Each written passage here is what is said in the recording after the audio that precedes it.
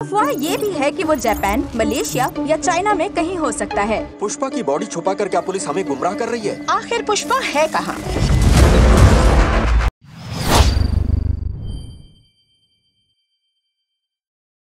काम आता है लाल चंदन, जापान का कौन सा एंगल आएगा सामने, पुष्पा 2 जापान में रिलीज क्यों हो रही है, ये सब कुछ ऐसे क्वेश्चंस है जिनके सवाल पूरी दुनिया की जनता ढूंढ रही है। तो सबकी क्यूरियोसिटी को शांत करने लाए हैं हम इनके जवाब यानी आंसर्स। तो एक मूवी आई थी जो काफ़ी चर्चा में थी। मूवी का नाम था पुष्पा। पुष्पा में एक जंगल में होने वाली रेड ओडर स्मगलिंग के बारे में बताया गया था।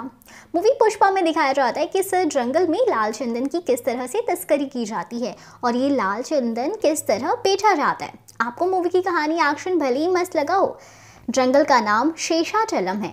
ये जंगल शेषाचलम पहाड़ियों के 5 लाख हेक्टेयर से अधिक एरिया में है। इस जंगल को लाल चंदन की वजह से जाना जाता है और लाल चंदन सिर्फ आंध्र प्रदेश राज्य के कडप्पा, चित्तूर और नेल्लोर जिलों में पाए जाते हैं। इतना ही नहीं बल्कि लाल चंदन भारत में सिर्फ इसी जंगल में ही पाया जाता है।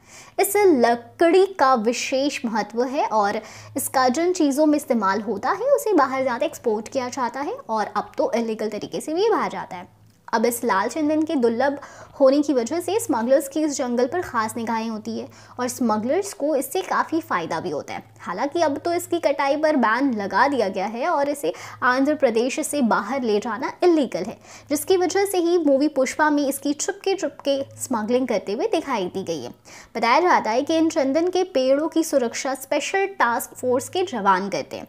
कुछ साल पहले लाल चंदन से करीब 1200% का लाभ होने की वजह से तस्कर अपनी जान जोखिम में डालकर हर साल 2000 टन लाल चंदन चेन्नई, मुंबई, तूतीकोरिन और कोलकाता बंदरगाहों तथा नेपाल और तिब्बत के रास्ते प्रमुख बाजार चीन तक पहुंचाते थे। वे लकड़ी को एस्बेस्टस की चादरों, सरसों की खल्ली, नारियल के रेशे और नमक के बीच में छिपाकर एक दूसरे से स्थान पर ले जाते थे।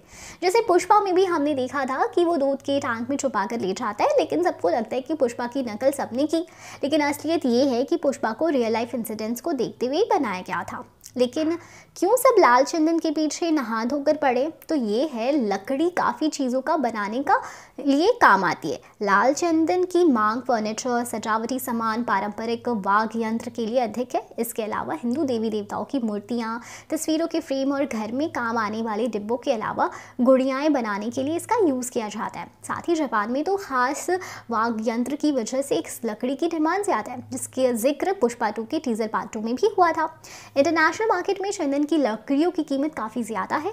चीन, जापान, सिंगापुर, यूएई, ऑस्ट्रेलिया सहित अन्य कई देशों में इन लकड़ियों की डिमांड है, लेकिन सबसे अधिक मांग चीन में है। जापान में पारंपरिक वाद्य यंत्र शामीसेन के लिए भारत से लाल चंदन का एक्सपोर्ट होता था। बताया जाता है कि हर साल 10 टन लाल चंदन आज भी इसे बनाने में इस्तेमाल हो रहा है। वहाँ शादी के वक्त से देने की परंपरा है। वहाँ इसे बनाना फर्नीचर भी बहुत महंगा बिकता है और इसे स्टेट सिंबल की तरह देखा जाता है। तो खैर अब आप बताओ आप कितने एक्साइटेड हो पुष्पा 2 को लेकर। हम फिर मिलेंगे। Bye bye.